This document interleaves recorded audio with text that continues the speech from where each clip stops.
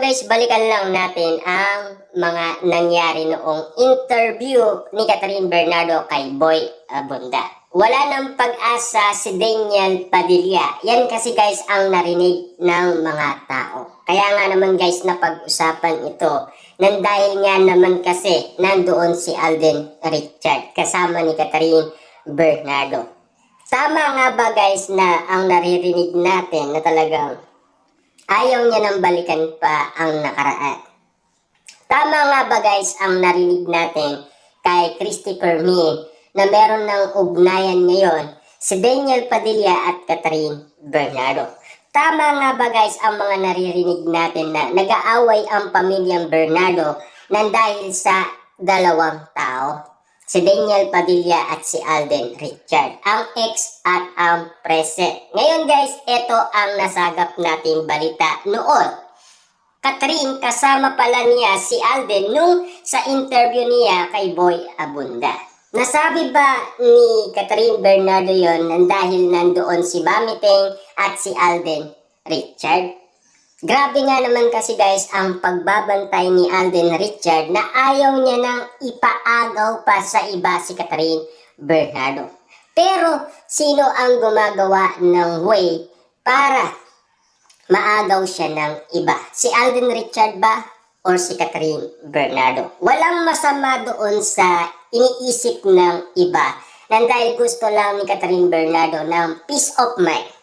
Gusto lang ni Catherine Bernardo na maging maayos lahat. Ibig sabihin, yung maging normal lahat. Walang away. Kumbaga, okay lahat. Yun lang ang nasa isipan ni Catherine Bernardo. Pero ang gusto lang guys ng maraming tao ay huwag maging marupok si Catherine Bernardo at padalos-dalos siya sa kanyang mga desisyon. At siyempre, kung siya ay muling babalik kay Daniel Padilla, alam na ng tao kung ano ang mangyayari sa kanya. Kasi, alam naman natin guys, no? Kapag daw nag-away ang tatniya, yung nakita nila na talagang gustong upakan ni Daniel Padilla si Catherine Bernardo, baka ganun ang mangyari sa buhay ni Catherine Bernardo. Nag-iingat lang guys ang mga tao.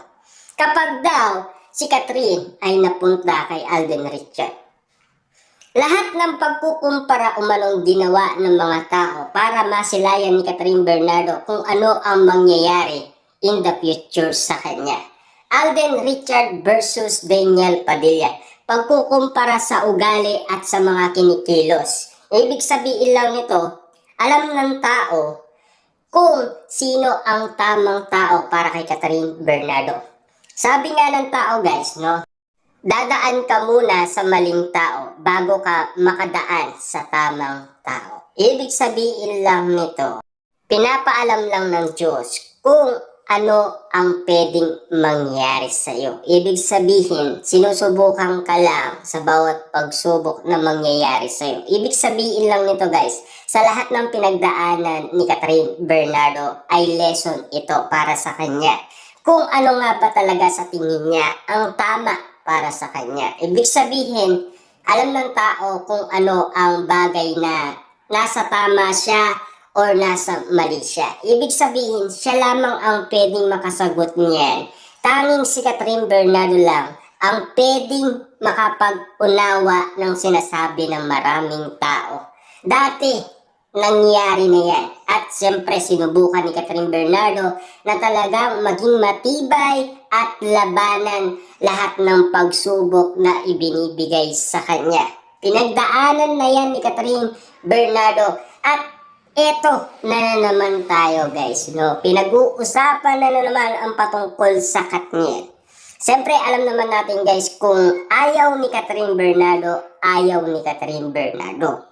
Kasi meron ding manifest or prediction kay Catherine Bernardo na puro negative lang ang matatanggap umano ni Daniel Padilla kay Catherine Bernardo.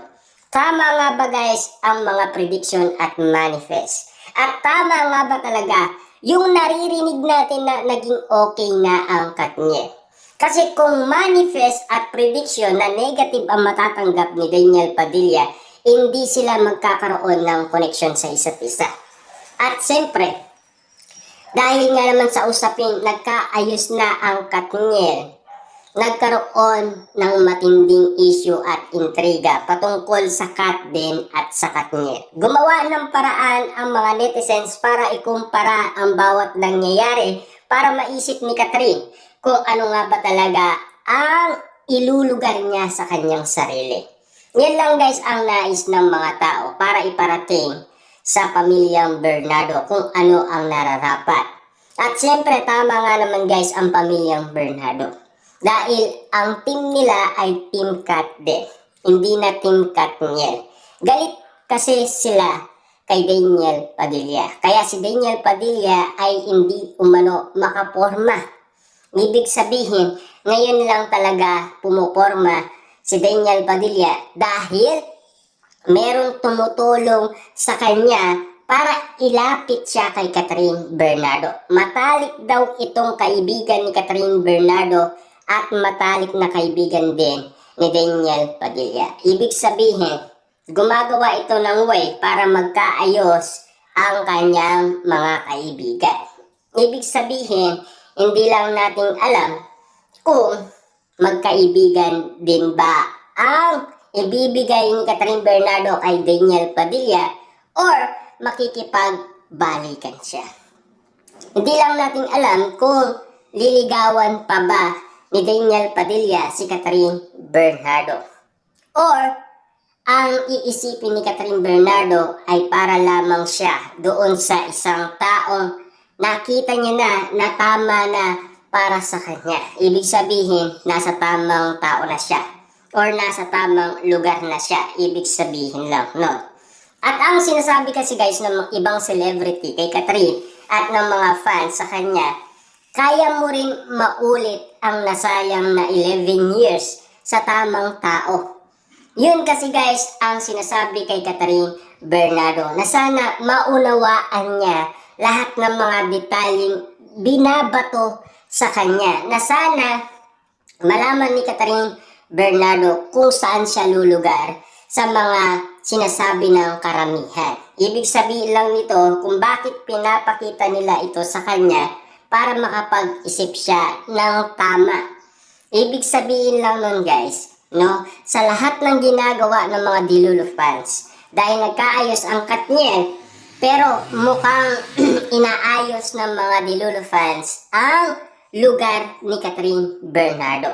Kaya nga naman guys, lumilitaw yung pagkukumpara dahil tinutulungan ng mga netizens si Catherine Bernardo makapag-isip kung ano ang tamang gagawin niya. Dahil ang mga hakbang na pinapakita ng mga netizens at ng mga Dilulu fans ay para lamang kay Catherine Bernardo. Alam niyan guys ni Catherine, di ba?